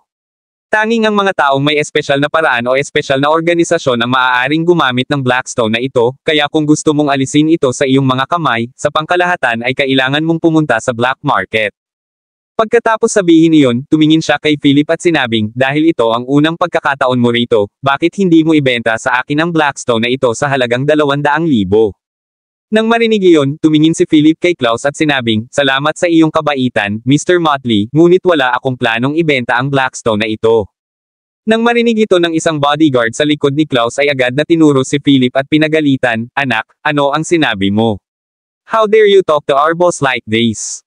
Hoy! Huwag kang masungit, bahagyang galit ang mukha ni Klaus habang tinatitigan ang nasasakupan, na agad namang ibinaba ang ulo. Tapos, ngumiti siya at sinabing, I'm sorry for not taking him in hand. Sana hindi ka mag-isip.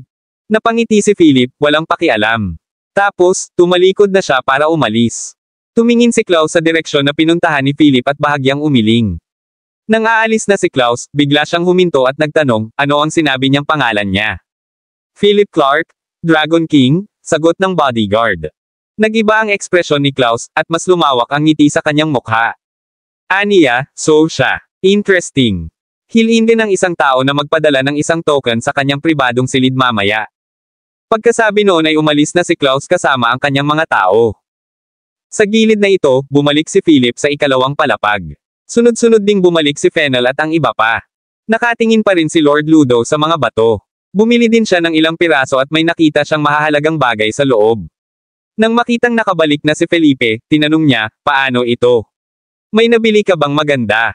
Nagkibit balikat si Philip at inilabas ang Blackstone na binili niya. Tiningnan ito ni Lord Ludo, sumimangot ng malalim, at nagtanong, binili mo ba ito? Nagkibit balikat si Philip at sinabing, oo, anong meron? Inilibot ni Lord Ludo ang kanyang mga mata kay Philip at sinabing, wala ka talagang pananaw. Walang halaga ang batong ito. Nagulat si Philip. Kahit si Ludo ay hindi nakilala ang batong ito. Ganyan ba talaga katangi tangi ang batong ito? Young Patriarch Clark, iminumungkahi kung pumili ka pa ng ilang bato. Kung hindi, wala kang karapatang pumasok sa Mystic Cave.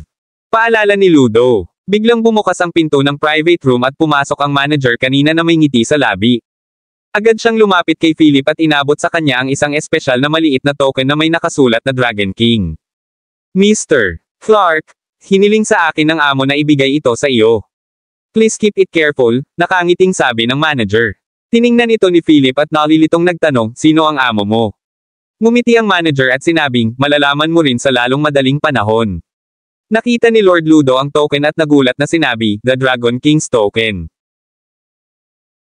Kabanata 2876. Ang token ng Dragon King. Napakunot ang noo ni Philip nang bumagsak ang mga mata sa token sa kanyang kamay.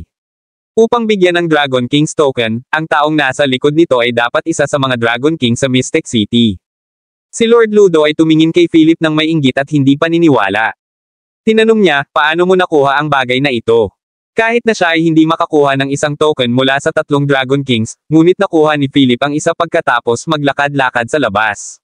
Napakabuti niya talaga.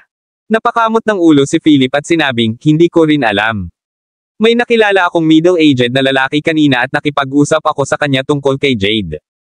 Kumunot ang noo ni Lord Ludo at nagtanong, isang nasa katanghaliang gulang na lalaki. Anong pangalan niya? Klaus Motley, hindi itinago ni Philip ang katotohanan. Nang marinig ang pangalang ito, napabuntong hininga si Lord Ludo at sinabi, hindi ko talaga alam kung dapat kong purihin ang iyong swerte o ano. Si Klaus Motley ay ang pangalawang Dragon King ng Mystic City. Pagkatapos sabihin iyon, sinulyapan ni Lord Ludo si Philip nang may paninibugho bago siya lumingon para tingnan ang kanyang mga jade stone. Puno rin ng pagtataka si Philip at ang iba pa. Si Klaus Motley ang ikalawang hari ng dragon ng Mystic City. Tiningnang mabuti ni Philip ang Dragon King's token sa kanyang kamay dahil sa pagtataka. Ang lalaking iyon pala ang second Dragon King. Lord Ludo, gaano mo kakilala si Klaus Motley? Tanong ni Philip. Umupo si Lord Ludo, nag-isip sandali, at nagsabi, si Klaus Motley, ang pangalawang Dragon King ng Mystic City, ay napaka-friendly at mahal ng mga tao. Maraming mga komersyal na entidad dito ang dinala ni Klaus, kabilang ang kanyang panukala para sa pagmimina sa siyam na minahan at pagkuha ng pag-aproba para sa pagpasok sa Mystic Cave. Gumawa siya ng malaking kontribusyon sa pag-unlad ng Mystic City, ngunit. Nang marinig ito, maraming tao ang nagulat at nagtanong, ngunit ano? Kumunot ang noo ni Lord Ludo at sinabing, mayroon ding mga chismis na si Klaus ay hindi gaanong malapit sa mga tao gaya ng sa tingin niya, at lahat ay maskara lamang para sa kanyang mga ambisyon. Natahimik si Philip at ang iba pa. Batay sa pakikipag-ugnayan niya kay Klaus ngayon, naramdaman ni Philip na tila hindi tumpak ang chismis na ito. Malamang na sinusubukan ng isang partido ng oposisyon na sirain ang kanyang reputasyon. Nang makitang tahimik ang lahat, nagpatuloy si Lord Ludo, ngayong nakuha mo na ang Dragon King's token, hindi na natin kailangang manatili pa rito. Gamit ang token na ito, maaari kang pumunta saan man sa Mystic City. Sa totoo lang, sobrang inggit si Lord Ludo dahil kailangan niyang sumunod sa mga alituntunin ng Mystic City kahit na siya ay mula sa Heavenly Court. Nang marinig ang sinabi ni Lord Ludo, muling tiningnan ni Philip ang Dragon King's token sa kanyang kamay. Isang beses lang niya nakilala si Klaus, kaya bakit bibigyan siya ng ibang partido ng ganoong kaalagang bagay? Ilang sandali pa ay naghiwalay na sila at bumalik sa kani-kanilang hotel. Pagbalik ni Philip at ng iba pa sa kanilang hotel, nakita nila ang ilang bodyguard na nakasuot ng itim na terno na may salaming pang-araw na nakatayo sa pintuan. Mayroon ding isang napakarangyang Bentley na nakaparada sa pasukan. Ang sino mang maaaring magmaneho ng Bentley sa Mystic City ay dapat magkaroon ng isang hindi pangkaraniwang katayuan. Nagkatinginan si Philip at ang iba na nakakunot ang noo at pumasok sa hotel. Pagpasok pa lang nila sa pinto ay nataman sila ng tensyon sa loob ng hotel. Kabanata 2877. Sa lobby, nakaupo sa isang mesa ang isang nasa katanghaliang gulang na lalaki na may mga basong nakakwadro ng ginto, umiinom ng tsaa. Nakasuot siya ng kulay abong itim na suit at mukhang napaka-high-spirited. Samantala, ang ibang mga bisita sa lobby ay lumuhad sa sahig, natatakot na tumangala. Nang makita ang pagbabalik ni Philip, nagmamadaling humakbang ang may-ari ng hotel at sinabing, Mr. Clark, sa wakas nakabalik ka na. Hinahanap ka ng isang kagalang-galang na panauhin. Kumunat ang noo ni Philip at alam nang hindi nagtatanong na hinahanap siya ng medyo may edad na. Young Patriarch Clark, ikinagagalak kitang makilala. Gumawa lang ako ng tsaa. Do have some? Dahan daw ang itinulak ng nasa katanghaliang gulang na lalaking may salamin ng tasa ng tsaa sa tapat. Kumunat ang noo ni Philip at humakbang. Nang hindi umiinom ng tasa ng tsaa, malamig siyang nagtanong, "Sino ka?" Bahagyang ngumiti ang nasa katanghaliang gulang, lumingon kay Philip, at sinabing, "Tinatawag akong Dragon King Well bilang paggalang ng mga tao rito." Dragon King Well. Kumunat ang noo ni Philip at nagtanong, "Bakit mo ako hinahanap?" Ngumiti si Dragon King Well at sinabing, "Walang anuman. Nabalitaan ko na kinuha mo ang isa sa mga nasasakupan ko, kaya sana ay palayain mo siya. Nandito siya para sa Dumbo Lane."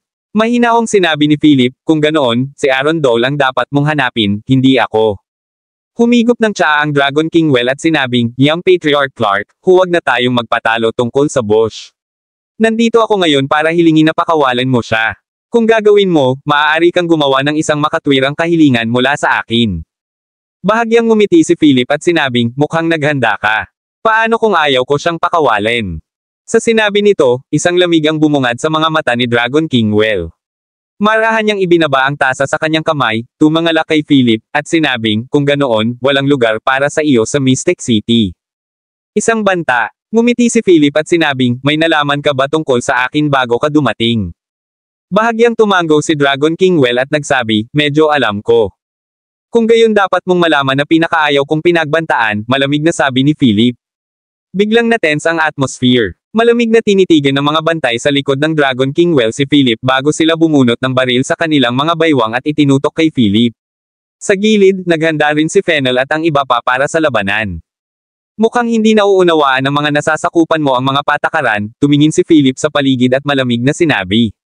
Sinabi ni Dragon King Well, "Ibaba mo ang iyong mga baril." Sinunod naman ng mga bodyguard ang utos. Tumayo si Dragon King Well, seryosong tumingin kay Philip, at nagtanong, "Sigurado ka bang hindi mo siya pakakawalan?" Sinabi ni Philip, "Hindi sa akin o sa iyo ang magpasya kundi ang mga lokal na awtoridad." Ngumiti si Dragon King Well at tumango, "Interesting. Wala bang nagsabi sa iyo na ang tatlong Dragon King sa Mystic City ang may final say dito?" Sinabi ni Philip, "Narinig ko na iyon, ngunit sa palagay ko ay kailangang baguhin ang panuntunang ito." Nang marinig ito, kumunat ang noo ng Dragon King Well, tumingin kay Philip ng makahulugan, at sinabing, "Tunay nga, ang batang patriarch na si Clark ay kasing tapang ng sabi-sabi. Ikaw ay bata at may pangako. Ngunit nagtataka ako kung mayroon ka kung ano ang kinakailangan upang baguhin ang mga patakaran sa Mystic City." With that said, he stared daggers at Philip. Sinalubong din ni Philip ang titig niya. Sa sandaling iyon, isang invisible confrontation ang sumiklab sa pagitan ng dalawa. Kabanata 2878. Ang paghaharap na ito ay naging sanhi ng pagbagsak ng temperatura sa lobby ng higit sa 10 degrees. Nararamdaman ng lahat ang mga spark sa hangin. Ang mga bodyguard na dinala ng Dragon King Well ay ganap na nakahanda para sa labanan at inilagay ang kanilang mga kamay sa kanilang mga baywang. Tinitigan din ni Fennel at ng iba pa ang mga bodyguard na ito. Sa huli, tumawa si Dragon King Well at sinabing, tulad ng inaasahan sa batang patriarch ng pamilyang Clark. Matapang ka at mapilit. Sana ay magkaroon ka pa rin ng ganoong tiwala kapag nagkita tayo sa susunod. Bahagyang ngumiti si Philip at sinabing, "Sana maging Dragon King ka pa rin kapag nagkita tayong muli." Sa sinabi nito, tumalikod si Dragon King Well para umalis kasama ang kanyang mga tao. Gayunpaman, nang lumakad siya sa pintuan, makahulugang sinabi ng Dragon King Well, "Kung gusto mong malaman ang base ng pamilya Lovelace sa Mystic City, dalhin ang Dumbo Lane para makipagpalitan ng impormasyon. Tinatanggap kita anumang oras." Pagkatapos nito, umalis si Dragon King Well kasama ang kanyang mga tao. Nakatayo si Philip sa lobby at nakatitig sa papaalis na mga figure na nakakunot ang noo. Ang huling sinabi ni Dragon King Well ay parang bomba. Alam ba niya ang base ng pamilya Lovelace sa Mystic City? Lumapit si Fennel at sinabing, "Mukhang nakahanda ang Dragon King Well. Alam niya talaga ang base ng pamilya Lovelace sa Mystic City, ano gagawin mo hayaan si Dumbo?" Huminga ng malalim si Philip at seryosong sinabi, "Makipag-ugnayan kay Aaron at sabihin sa kanya na dalhin muna dito si Dumbo." Tumango si Fennel. Sa baseng piitan kung saan nakatalaga si Aaron, si Dumbo at ang kanyang mga tauhan ay ikinulong sa piitan. Binalot sila ng putik na tubig, at nagsisigawan sila buong araw. Aaron Dole. Ang pag-aresto sa akin ay katumbas ng panggugulo sa Dragon King Well. Alam mo ba kung ano ang kahihinatnan? Bilasan mo at bitawan mo ako. Kung hindi, papatayin kita sa sandaling makalabas ako. Naririnig mo ba ako? Kahit anong sigaw ni Dumbo sa piitan sa bungad sa itaas, walang dumating. Paus na ang boses niya sa pagsigaw. Mahigit 100 mga tauhan niya ang nakahandusay sa sahig. Sinipa niya ang mga ito at nagmura, "Damn it. Bumangon ka at sigawan mo ako." Pagod na ang mga tauhan niya sa kakasigaw pero, walang choice kundi sumigaw ng walang sigla. Sa oras na ito, lumakad si Aaron kasama ang ilang mga gwardya. Tumingin siya sa piitan sa ibaba, nakita niya si Dumbo sa pagitan ng mga bakal, at sinabing, hilahin sila. Nang marinig iyon, agad na tumawa ng mayabang si Dumbo at sinabing, "Hahaha. Aaron Dole, isiping matalino ka. Pero wag mong isipin na kaya mong i-offset ang pagkakamali ng paghuli sa akin kahit bitawan mo ako ngayon. Ipapaluhod kita at magmamakaawa pag akyat ko dyan."